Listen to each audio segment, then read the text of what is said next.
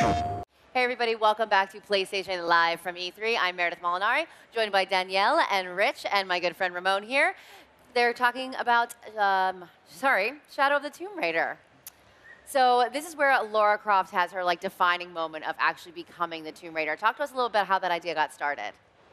It started with Tomb Raider 2013. We start talking about that when we start, working on the actual reboot of the origin story. We knew where we wanted her to start. We knew where we wanted her to end, and that was the most important thing. So when we started in 2013, she was fresh out of university. She was exploring. She was, discovering what it means exactly to be a Tomb Raider. And then on Rise, that's where she really expressed and wanted to go on her own, say, I'm going to be discovering these things. And on Shadow, she's much more experienced, much more mature. She knows what she can do. She knows who she is. And this is where the game is pushing that boundaries, where we want to go to. Before that was all about actions and consequence, but the action of other people, she had to deal with the consequence of that. And this time around, she has to deal with the consequence of her own actions. And we can see her in the footage that we guys have released online. We can definitely see she's got some super updated techniques that she's using. Talk to us a little bit about one of my favorite new features is the traversal stuff that she's doing. For the traversal, one of the things that is important for us, it's really to to bring the aspect of survival, keep that, but also having a much more experienced Lara. Like for example, on Rise, you always have to climb up, and then when you were going down, you were dropping or going down a slope to come back. So in this case here, we had the rappel down, so really going down, and that will provide a lot more control in terms of how Lara explored, and also the underwater. Which, right, we're going to get to see a piece of this right here. This is so cool. Yeah. I think what's really important is that since we're showing Lara being the most confident, the most capable she's ever been, we have to make sure we're upping the stakes in every other part of the gameplay. So when you ask about traversal, yes, the world now is pushing back even more. The world is always a character in the Tomb Raider games. And so the world is protecting its secrets, so it's going to make it even more challenging for her. So there's a little bit of a, how am I going to get up there? You've got the rappel, you've got the wall run, you've got the swing. So these are all things that add a layer of difficulty to the exploration and the traversal. Nice. And now she's fighting eels in the underwater? Absolutely. Well, if you're going to, so our fans have been asking us for swimming. It's one of the things that was always a hallmark of the previous Tomb Raider games, the classic ones. And whenever we deliver something that the fans are asking for, sometimes you have to be careful what you wish for, because we're always going to view it through our modern survival lens. And so in this case, we say, all right, if you're going underwater, if you're swimming, it's going to be underwater survival. You're going to have to deal with air pockets. You're going to have to deal with piranhas and moray eels. You're going to have to think about, do I really want to explore what's down that dark cavern? Because I don't know if there's an air pocket. It might be a hidden tomb. It might be a reward. It might just be my death waiting for me. And this is all going back to the world just pushing back against you because she's so adept now, right? Absolutely. The world has these hidden pockets of secrets. It protects the truth. And Lara's one of the few people in the world that has the skills and the will to actually go and survive in those areas in order to uncover those truths. So you actually could run out of air and then just be stuck under there and die and have to start over. That's very cruel. Absolutely. Okay, so right now, are we going to see one of the tombs that are going to be in this game? Yes, this is absolutely the entrance. So what Lara's doing here is so here she goes talking about have to find the good segue. So what Lara's doing here is she is unraveling a mystery, and she knows that Trinity is hunting for this relic, and Lara wants to find it first. And this is to Dan's point when he was talking about Lara, really being on this journey where she feels like she's the only one that can take the fight to Trinity, the only one that can defeat them. That's actually going to lead to her being a little bit more aggressive and making a rash decision that's going to trigger the Maya apocalypse. Jonah? Yes. So what are some of the new gameplay systems you're most excited for people to try out? What are the most successful, and what are the gameplay systems you're most excited about? The gameplay system I'm most excited about is, I would say, about the underwater is one of the things, because not only you see it here, it's about survival and anything, but there's moments there of full exploration.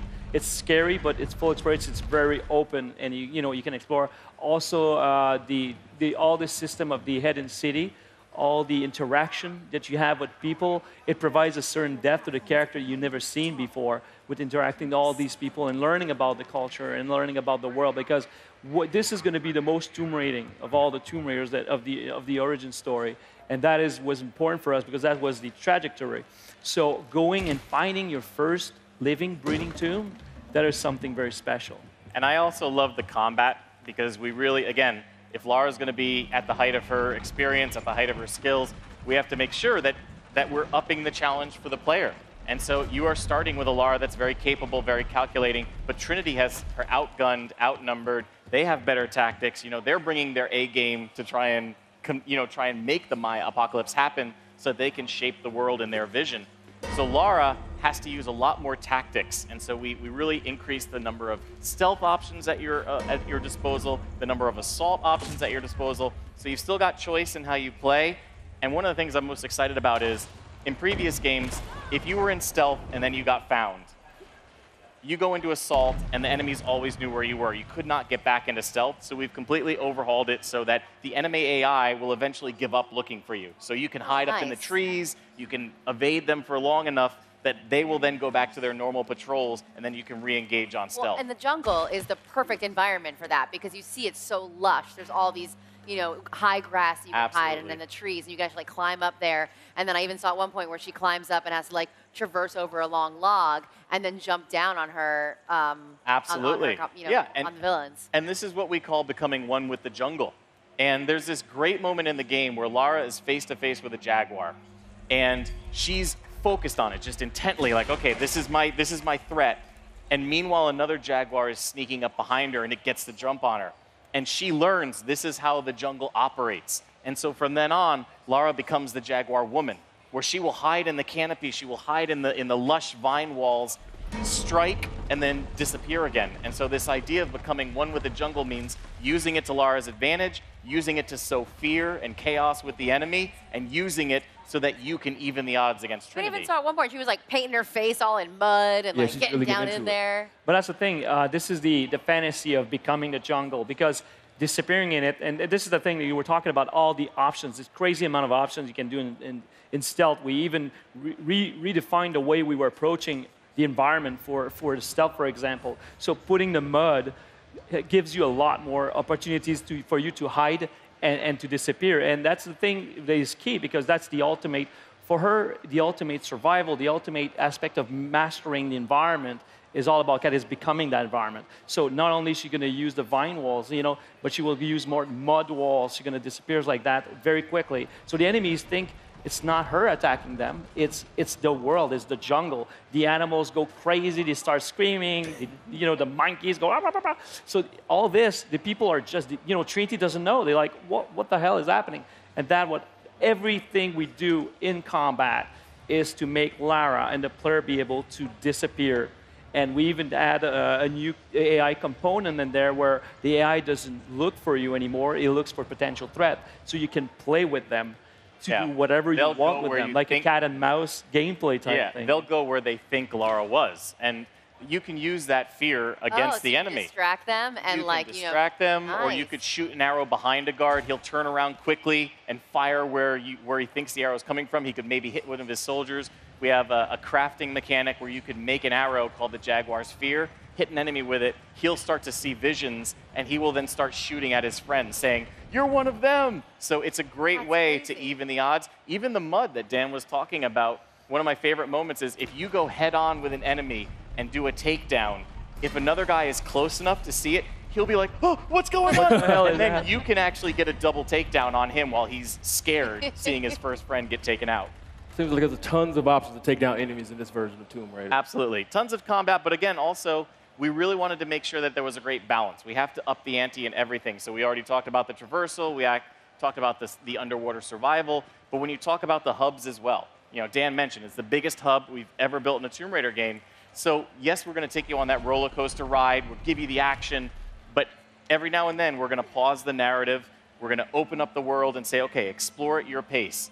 There is tons of side quests, tons of challenge tombs, tons of people to interact with who are going to give you things to do. Social puzzles, which is a new type of experience that we have, where you have to figure out who wants what and help them get it in order for them to Kind help of like you. an RPG mechanic that you're adding into it a little bit? It's not so much an RPG as it is understanding the world and learning how, like a puzzle. You know, we look at a puzzle element in combat, in traversal, as well as in the hubs. How do I make the world do what I want it to do?